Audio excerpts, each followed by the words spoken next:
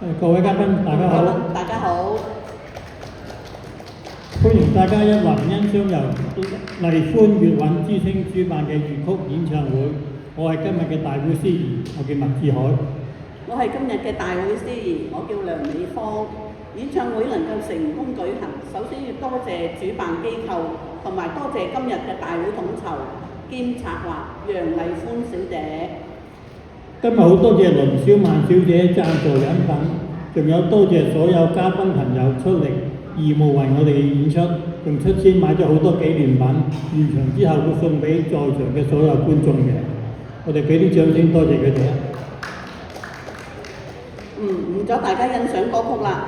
揭開節目第一首歌曲係講花木蘭女扮男裝代父從軍12年，劉將軍竟然唔知道佢係女兒身，咁佢幾時先至發現呢？